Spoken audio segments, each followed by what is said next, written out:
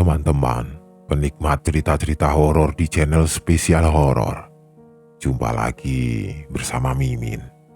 Kali ini Mimin akan melanjutkan sebuah cerita horor dari akun Twitter @bristory yang berjudul Prequel Rumah Hantu di Perkebunan Karet, episode ketiga.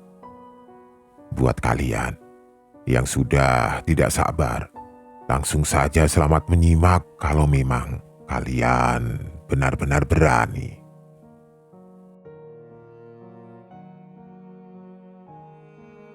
Kali ini, Sandi yang akan bercerita kenapa dia semalaman tidak pulang-pulang. Ternyata peristiwanya sangat seram. Sandi mengalami satu fragmen hidup yang tidak akan dia lupakan. Aldo sudah masuk ke kamarnya. Dia terlihat sangat kelelahan sejak kemarin, memang sungguh melelahkan buat kami. Walaupun terus bersama, tapi selama perjalanan dari Jakarta sampai ke tujuan, aku lebih banyak tidur sementara Aldo sama sekali tidak tidur. Jadi, ya mungkin karena itu aku bisa jadi lebih segar. Sementara itu, aku masih duduk melepas lelah di ruang tengah bersama Pak Rahman. Jam 2 siang, matahari sudah condong ke bagian barat permukaan bumi. Namun sengat panasnya masih terasa galak. Sepoi angin perkebunan bertiup perlahan seperti menetralisir udara jadi tidak mendidih gerah. Bertelanjang dada, aku menghela nafas panjang, menyeka keringat yang sedikit bercampur debu tipis. Wah, lahannya benar-benar kotor ya Pak. Aku membuka percakapan dengan Pak Rahman. Kan sudah saya bilang, perkebunan ini memang sudah sangat lama tidak ada yang ngurus. Saya juga kesini hanya sekali-sekali saja, jawabnya. Iya juga sih, yang pasti kalau nanti kantor kami jadi beli lahan ini, bakal banyak yang harus dilakukan dulu sebelum menggarap pohon karetnya. Benar Nak Sandi, dan juga di banyak bagian sudah harus ada peremajaan. Benar yang dikatakan oleh Pak Rahman. Setelah tadi kami melihat-lihat berkeliling ke beberapa bagian lahan, aku berkesimpulan kalau perkebunan ini memang sudah lama tidak terurus. Hampir seluruh sela-sela pepohonan tertutup rumput liar dan semak belukar. Sangat kotor. Kata Pak Rahman juga, kami tadi baru hanya berkeliling tidak sampai seperempat dari luas lahan keseluruhan. Masih banyak yang tidak sempat kami kunjungi. Tapi kurang lebih keadaannya sama. Tapi tadi aku sempat berdiskusi sedikit dengan Aldo. Berdasarkan hasil analisa dari sekilas survei yang sudah kami lakukan, sebenarnya perkebunan ini sangat layak untuk dijadikan investasi perkebunan. Tanahnya sangat subur. Pengairannya tercukupi dari sungai besar yang ada di belakang. Intinya, aku dan Aldo akan memberikan laporan yang bagus. Itu penilaian kami secara profesional pekerjaan. Tapi kami punya ganjalan. Ganjalan yang sangat tidak akan bisa dibuktikan di atas kertas. Aku dan Aldo sudah merasakan kejadian menyeramkan pada malam pertama kami tinggal di perkebunan ini, di rumah perkebunan karet. Peristiwa yang tidak pernah kami duga sebelumnya dan tidak akan kami pernah lupakan, sungguh mengerikan. Hal ini tentu saja akan sulit buat kami untuk memberi penjelasan ke manajemen nantinya. Entah apa yang akan kami tulis di laporan kerja. Perkebunan ini jauh dari pemukiman. Desa terdekat jaraknya kira-kira 1 jam perjalanan. Cukup terpencil, dikelilingi hutan rindang dengan pohon-pohon besar sebagai isinya. Dengan gambaran itu bisa dibayangkan suasananya. Perkebunan karet yang sepi.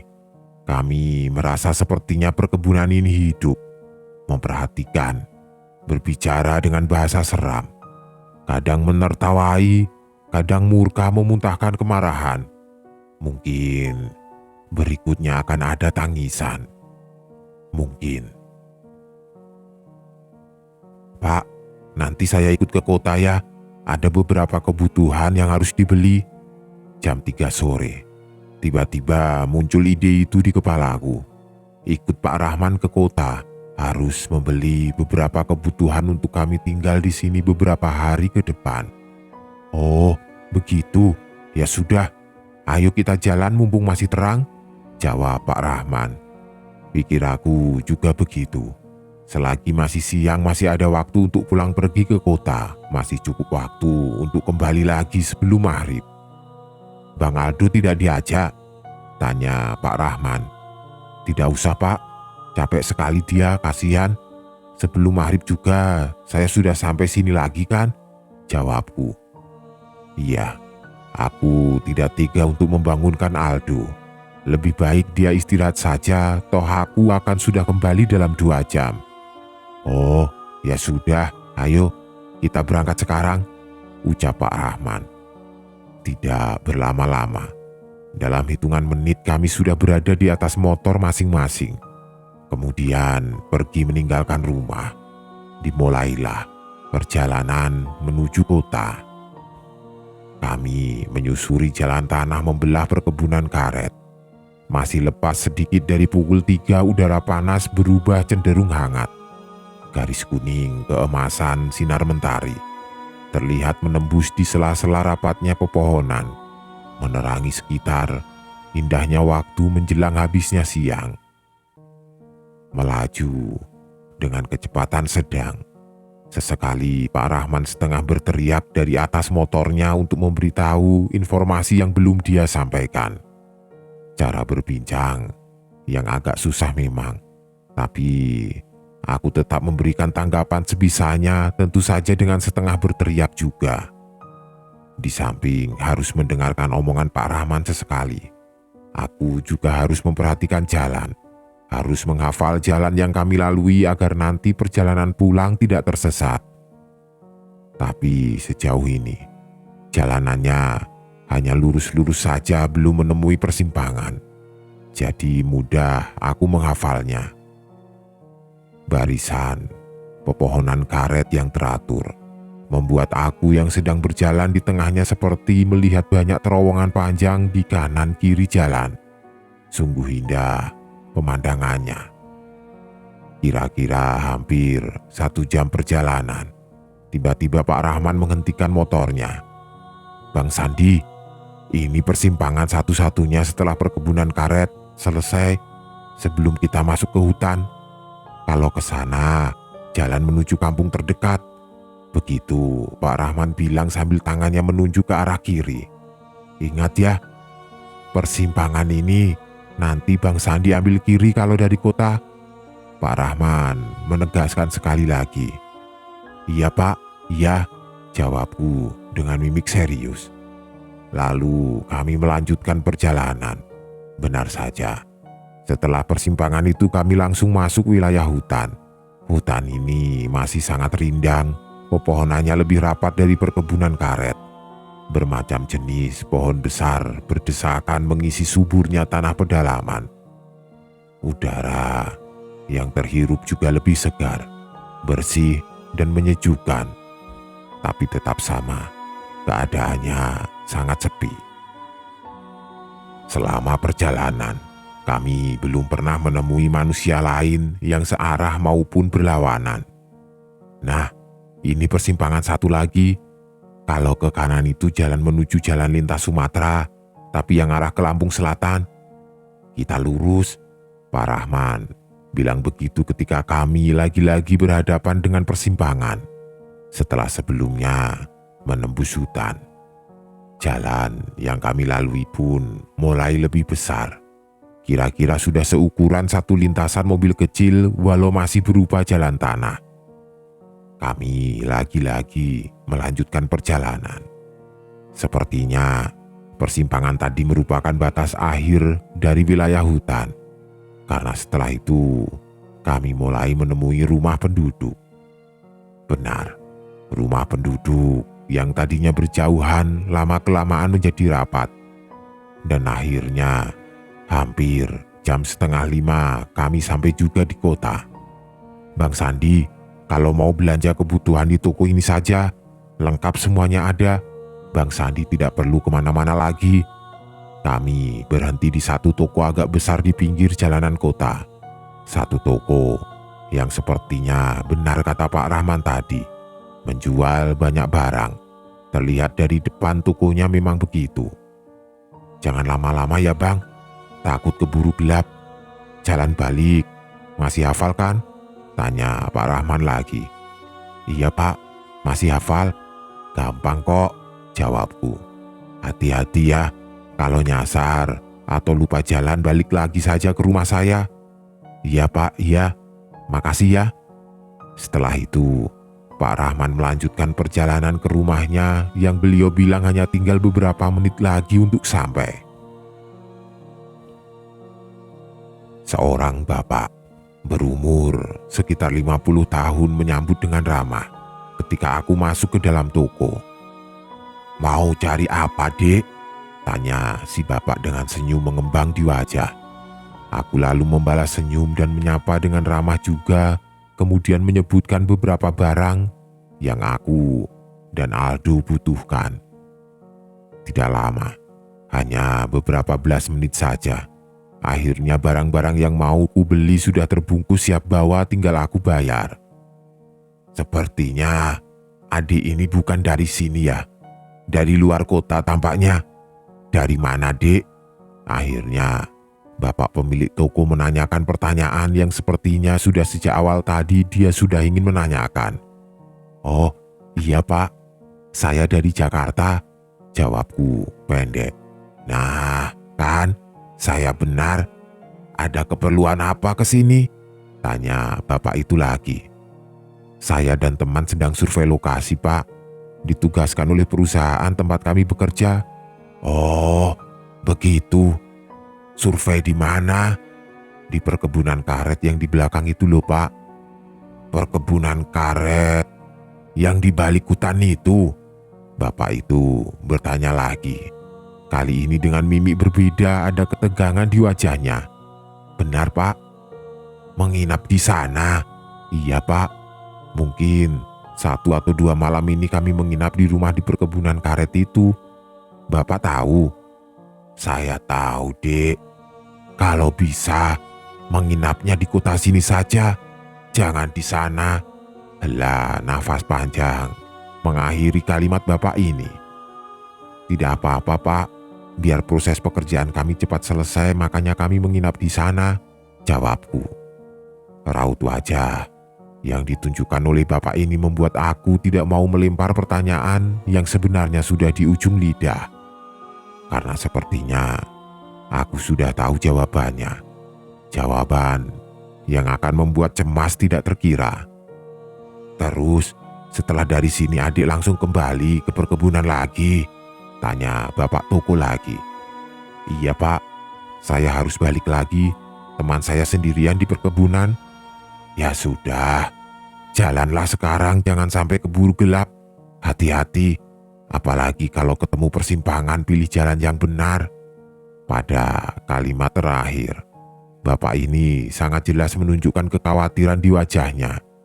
Rasa cemas tergambar jelas. Di persimpangan, pilih jalan yang benar.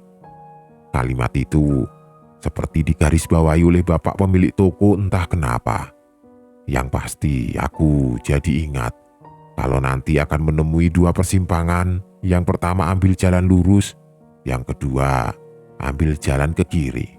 Sudah, seharusnya sih tidak nyasar.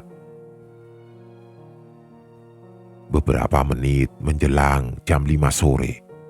Setelah sudah di atas motor dan semua keperluan sudah di dalam tas, aku baru ingat kalau bensin motor sudah tiris, harus aku isi lagi supaya tidak kehabisan bahan bakar di tengah perjalanan nanti.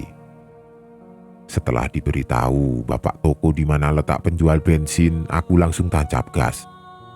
Ternyata penjual bensin agak jauh, sekitar 5 menit perjalanan.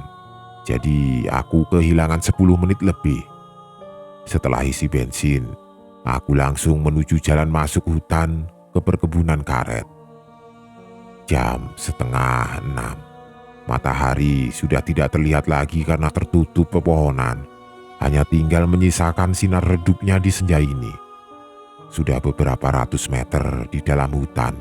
Sudah melewati persimpangan pertama. Saat inilah aku mulai timbul penyesalan. Kenapa harus pergi ke kota? Perkiraan meleset yang tadinya aku pikir sebelum jam 6 sudah sampai rumah. Ini sudah hampir jam 6 masih baru memulai perjalanan. Kupacu motor dengan kecepatan agak tinggi, menyusuri jalan hutan yang sudah mulai gelap dan semakin gelap. Berkali-kali aku melirik jam tangan, memperhatikan jarum waktu yang terus berputar, seperti berputar lebih cepat dari biasanya. Jalan tanah yang panjang berliku, banyak kelokan ke kiri ke kanan. Tanjakan melintas dataran agak tinggi, ada juga kontur menurun tajam. Jam 6 lewat. Hutan yang sedang aku belah ini sudah makin gelap.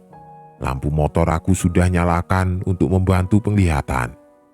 Tidak ada lagi percikan sinar mentari. Tidak ada lagi cahaya langit menerangi. Tapi jalan ini tetap harus aku susuri. Sampai ketika akhirnya aku tidak lagi bisa melihat jam yang melingkar di tangan kiri. Hari sudah memasuki malam. Gelap total. Pepohonan besar dan rindang jadi pemandangan paling dekat yang dapat aku lihat, sementara kanan kiri masih dikuasai gelap pekat. Sama sekali tidak ada kehidupan. Tidak ada satupun orang di hutan ini kecuali aku. Angin malam yang cukup dingin. Sebenarnya cukup sejuk, tapi entah kenapa keringatku malah mulai jatuh bercucuran. Akhirnya ketemu juga persimpangan ini. Iya, akhirnya aku sampai di persimpangan yang sudah dekat ke perkebunan karet. Aku masih ingat kalau harus mengambil jalan yang ke kiri. Kalau ke kanan akan menuju kampung terdekat, begitu kata Pak Rahman tadi. Ya sudah, tanpa ragu aku lalu berbelok ke kiri. Seharusnya beberapa menit kemudian aku akan masuk ke perkebunan karet. Seharusnya begitu. Aku terus susuri jalan tanah di dalam hutan ini sambil terus berharap akan segera menemui pepohonan karet. Tapi entah sudah berapa lama aku belum juga masuk perkebunan karet, masih saja terus menelusuri perut hutan rindang ini. Mungkin masih di depan. Sabar. Begitu ucapku dalam hati sambil terus memacu motor dengan cepat. Terus, dan terus. Aku belum juga masuk ke perkebunan. Ya Tuhan, kok lama sekali? Nyasarkah aku ini? Aku mulai ragu. Tidak ada pilihan. Aku memutuskan untuk terus jalan menyusuri jalan setapak ini. Kalaupun nyasar, aku yakin jalan ini pasti akan berujung di pemukiman penduduk. Aku yakin itu. Tapi keyakinan mulai goyah ketika sepertinya sudah 1 jam lebih belum juga menemui pepohonan karet. Masa sih nyasar? Kalau memang nyasar, aku salah jalan di mana? Perasaan dari tadi tidak ketemu persimpangan lagi, hanya ada 1 jalan yang ada. Banyak pertanyaan di kepala. Tentu saja aku belum menemukan semua jawabannya. Entahlah. Perlahan aku menginjak rem. Laju motor jadi melambat sampai akhirnya benar-benar berhenti. Aku menghentikan motor ketika tiba-tiba di hadapan ada pemandangan yang membuat terheran-heran. Pekatnya gelap malam membuat aku keheranan ketika samar di beberapa belas meter depan aku melihat ada jembatan. Iya, aku melihat ada jembatan. Padahal ketika berangkat tadi sama sekali tidak pernah lewat atau melihat ada jembatan. Kok kali ini ada jembatan? Kembali, aku menjalankan motor coba lebih mendekat lagi. Benar, itu memang jembatan. Jembatan kayu yang disusun sederhana. Hanya ada 4 batang besar kayu yang menjadi dasarnya. Sementara di sisi kanan kirinya ada kayu lebih kecil memanjang untuk kita berpegangan kalau melintasinya dengan berjalan kaki. Aku coba melongok ke bawah jembatan. Ternyata kosong dan gelap, tidak ada tanda-tanda sedikit pun air mengalir. Jembatan ini melintas di atas sungai kering. Beberapa saat setelah menemui jembatan inilah akhirnya aku sadar kalau aku sudah tersasar, bukan di jalan yang benar untuk pulang. Aku harus ambil keputusan, balik ke arah jalan aku datang tadi atau lanjut melintas jembatan dengan harapan ada perkampungan di depan. Lanjut saja, kalau balik lagi sudah terlalu jauh, ucapku dalam hati. Ya sudah, akhirnya aku memutuskan untuk melintasi jembatan kayu ini. Perlahan, aku menjalankan motor menaiki jembatan. Di titik ini aku baru bisa melihat kalau jembatan sepertinya sudah lama tidak pernah ada yang melintasi. Permukaannya dipenuhi lumut, ban motorku terasa licin ketika menjejaknya. Benar, jembatan ini berlumut. Bunyi kriet, gesekan kayunya semakin menambah seram suasana. Beberapa belas detik kemudian, aku sudah sampai di sisi seberang. Jalanan agak menanjak ketika aku sudah lewat jembatan, seperti mendaki ke atas bukit kecil, yang agak sedikit berbeda dengan daerah sebelum jembatan. Pada sisi yang seberang sini di kanan kiri jalan tidak banyak dipenuhi pepohonan. Aku terus susuri jalan agak menanjak ini hingga sampai ke atas dan menemui kontur yang agak datar. Pada saat inilah sesuatu yang aku takutkan terjadi. Mesin motorku tiba-tiba mati. Ya Tuhan, cobaan apa lagi ini? Gelap gulita. Aku terpaku sendirian di atas motor mogok. Entah sedang berada di bagian hutan sebelah mana. Turun dari motor, aku akan coba memperbaikinya. Pekatnya hutan. Penglihatanku hanya dibantu oleh pantulan warna langit. Beberapa kali, rasa cemas membuatku memandang sekeliling, khawatir ada sesuatu. Gagal. Aku sama sekali tidak bisa memperbaiki motor. Sama sekali tidak tahu apa yang rusak. Aku menyerah, tidak tahu lagi harus berbuat apa. Tapi ketika hampir putus asa, ketika mataku sudah semakin terbiasa melihat dalam gelap, tiba-tiba aku melihat ada bangunan yang berdiri di kejauhan. Apa itu? Rumah pendudukkah? Apapun itu, aku memutuskan untuk mendekatinya. Lalu, aku mendorong motor mendekat ke bangunan itu. Jalan yang masih menanjak membuat aku agak kesusahan berjalan ke sana. Tapi akhirnya sampai juga. Ternyata benar, ini bangunan berbentuk rumah. Tidak besar tapi tidak kecil juga ukurannya. Sepertinya tidak berpenghuni, tidak ada penerangan sama sekali. Bagian dalam dan luarnya sangat gelap. Ya sudahlah, kalau memang rumah kosong, setidaknya aku bisa istirahat sebentar di sini. Begitu pikirku dalam hati. Aku parkirkan motor di depan kemudian masuk ke terasnya. Ternyata rumah kayu. Seluruh dindingnya terbuat dari kayu, tidak ada dinding tembok. Itu yang aku lihat. Pintu rumah tertutup rapat, begitu juga jendelanya. Di teras ada papan kayu panjang yang sepertinya diperuntukkan sebagai kursi. Kemudian aku duduk di situ sambil melepas lelah duduk bersandar lalu membakar rokok. Suasananya sangat hening, sama sekali tidak ada suara. Desir angin pun tidak ada, semuanya senyap, mati. Kepulan Asap rokokku membumbung memenuhi sisi gelap depan rumah. Setiap detiknya, aku berusaha menjaga pikiran agar tidak bermain di wilayah kecemasan. Aku putus asa. Memperbaiki motor tidak bisa, tidak tahu harus melangkah kemana. Sampai akhirnya memutuskan untuk bermalam di rumah ini saja sampai pagi tiba. Dengan segala resikonya, aku ambil keputusan itu. Entah sudah berapa batang rokok sudah aku habiskan, sampai ketika ada sesuatu mulai terjadi. Di tengah hutan yang letak pastinya tidak tahu di mana, aku mulai merasakan ada sesuatu, perasaan mulai tidak enak.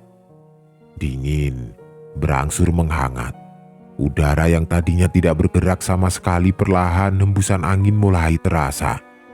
Pepohonan di sekitar yang tadinya diam perlahan mulai bergoyang dan menghasilkan suara. Aku yang duduk tepat di depan jendela rumah sangat terkejut ketika tiba-tiba jendela ini terbuka dengan sendirinya. Jendela kayu menimbulkan bunyi kriet. Aku langsung berdiri lalu memperhatikan jendela. Pasti angin yang membukanya, pasti angin, ucapku dalam hati coba berpikir positif. Jendela kayu ini terbuka lebar, sehingga kalau ada cahaya terang aku pasti sudah bisa melihat isi rumah. Tapi ini gelap, pekat, sama sekali tidak bisa melihat apa-apa di dalam. Ketakutan mulai timbul, perasaan cemas membuncah memenuhi ruang batin. Namun tetap berharap kalau yang membuka jendela benar-benar angin. Terus berdiri, aku menatap jendela sampai ada kejadian berikutnya. Kriet, ada suara lagi. Tapi kali ini bukan suara jendela, karena jendela tidak bergerak sama sekali. Lalu, suara apa itu? Kemudian aku melirik ke kiri letak di mana pintu rumah berada. Kriet. Sekali lagi muncul suara itu. Ternyata itu suara pintu kayu yang bergeser terbuka dengan sendirinya. Pintu rumah terbuka lebar. Aku masih diam menatap. Lalu tiba-tiba, crek, crek, crek. Muncul suara itu. Terdengar cukup jelas sepertinya sumber suara tidak terlalu jauh. Crek, crek, crek. Kedengaran lagi. Aku lalu melirik ke arah pintu yang sudah dalam keadaan terbuka lebar itu. Pekat gelap yang terlihat tidak ada apa-apa. Crek, crek, crek. Muncul lagi. Di suara yang ketiga kalinya inilah akhirnya aku dapat melihat sumber suara misterius itu. Di pintu terbuka itu, aku melihat sosok seram yang sedang berdiri tegak. Ada pocong berdiri di pintu. Pocong berbalut kafan putih kusam dengan ikatan di beberapa bagian tubuhnya. Rokok yang sedang kuhisap di mulut terjatuh seketika. Aku syok. Aku melihat pocong sedang berdiri di pintu. Jarak kami sangat dekat. Cukup dekat buat aku untuk melihat wajahnya yang hitam legam. Aku melangkah mundur, perlahan menjauhi pintu, menjauhi teras. Kemudian berlari menjauhi rumah. Motor aku tinggal, aku panik. Setelah beberapa belas meter menjauh dari rumah, aku melirik ke belakang. Melirik ke rumah itu lagi. Tahu apa yang aku lihat? Ternyata pocong bergerak juga. Pocong itu bergerak mengikuti di belakangku. Semakin panik, aku terus berlari tidak tentu arah menangis ketakutan. Kali ini tidak berani melihat ke belakang. Crek, crek, crek. Suara itu muncul lagi, sangat jelas dan keras. Aku semakin cepat berlari, terus berlari dalam gelap sampai akhirnya kaki terantuk sesuatu. Kemudian aku terjatuh, terguling-guling di atas tanah. Setelahnya aku merasakan kalau kaki sangat sakit dan tidak bisa digerakkan sama sekali. Aku tidak bisa berlari lagi. Meringis, ketakutan, dan kesakitan. Aku melihat ke belakang ke arah rumah tadi, syukurlah. Aku tidak melihat ada pocong itu lagi. Tapi ketenangan hanya sementara. Ternyata ada sosok lain yang datang berjalan melayang dari kejauhan. Aku melihat ada 3 sosok tinggi besar berbentuk bayangan hitam seperti siluet. Mereka terus melayang mendekati, semakin dekat dan makin mendekat lagi. Sementara aku tidak bisa bergerak sama sekali. Seharusnya jarak yang semakin dekat mereka akan bisa terlihat bentuknya. Tapi tidak seperti itu. Mereka terus terlihat hanya bayangan hitam saja. Sampai akhirnya 3 sosok itu sampai juga di tempatku berbaring. Sangat ketakutan. Aku hanya bisa memperhatikan kalau sosok tinggi besar ini berdiri mengelilingi. Aku menangis ketakutan. Berdoa sekuatnya meminta pertolongannya. Gelap. Semuanya gelap. 3 sosok menyeramkan itu akhirnya seperti hendak membopongku. Aku berada di puncak ketakutan. Pekat, senyap. Setelah itu, aku tidak ingat apa-apa lagi. Keesokan harinya, aku tersadar ketika sudah ada Pak Rahman dan teman-temannya sedang mengelilingiku. Pak Rahman bilang, aku dan Aldo tidak ada di rumah perkebunan karet ketika dia sampai pagi-pagi sekali. Kemudian berinisiatif untuk mencariku bersama dengan teman-temannya. Akhirnya aku ditemukan di salah satu sisi hutan, berjarak cukup jauh dengan motorku yang terparkir di satu gubuk kosong. Setelah aku ditemukan, lalu kami melanjutkan untuk mencari Aldo. Syukurlah Aldo akhirnya ditemukan juga. Sungguh peristiwa yang sangat menyeramkan.